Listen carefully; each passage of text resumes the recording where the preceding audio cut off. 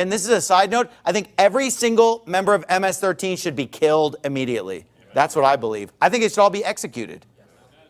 That's what I believe.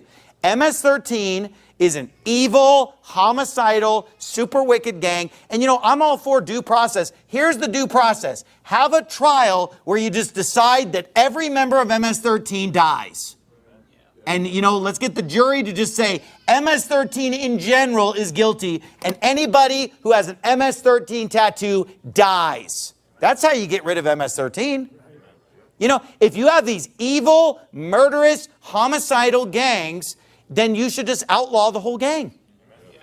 And just say, outlaw the whole gang, and if you have that MS-13 tattoo, you die. Or any other super violent, evil, perverted gang, you die. And then here's the thing. You say, well, what about people who want to turn over a new leaf? Then you have to get rid of the tattoo. Super simple, right? You go to a tattoo parlor and you ink over it with something else. You turn it into something else. You know what? And by the way, if I had some tattoo of Satan on my body or something, you know, I'd ink over it with something else and just turn it into like an oval.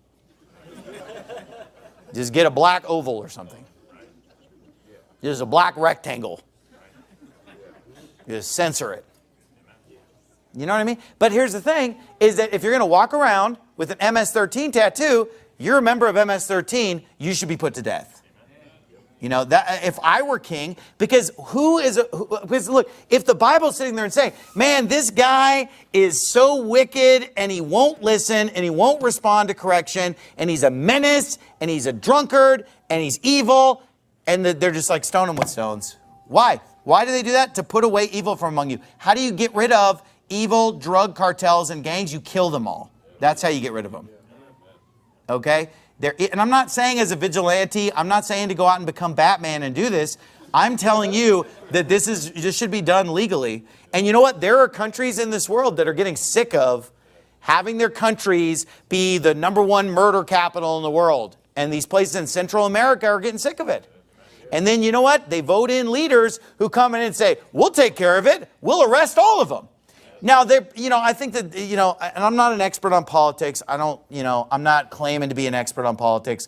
I'm a Bible guy, religion guy, less than a politics guy.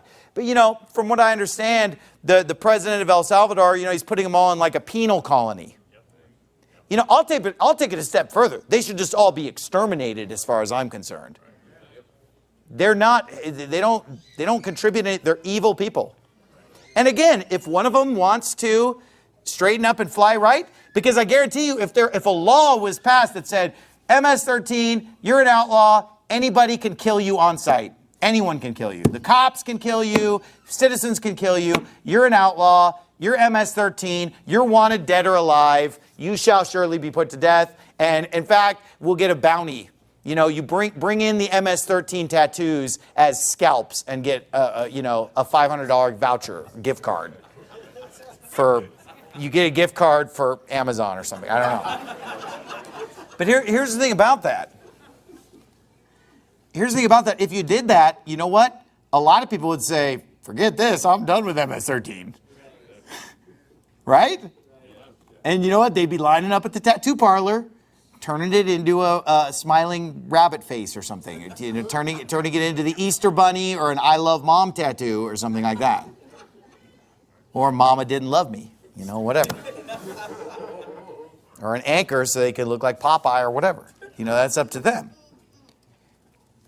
But look, these are some hard truths from the Bible. The Bible's clear. Chastening is for all ages. Okay? Now, that doesn't mean that everybody needs chastening. Again, I would love to see every teenager in our church just living for God and loving God and never getting spanked by their parents. I think that'd be great. I would love to never spank a teenager in my house ever again. I would absolutely love that. But you know what? As long as they need a spanking, they're going to get a spanking. As long as they're living in my house, they will get a spanking if they need it. And I reserve the right to spank my own children in my own house. And the older they get, the harder they're going to get spanked. Because it just, obviously, like I said, little toddlers, the littlest little spank, they get the message immediately. They get older, they start to laugh. And you know what's funny? These same kids of mine that are claiming that I spanked them too hard and how mean I was and everything like that, these are the same ones. How many of you that are here tonight heard them laugh and say that it didn't hurt when they got spanked?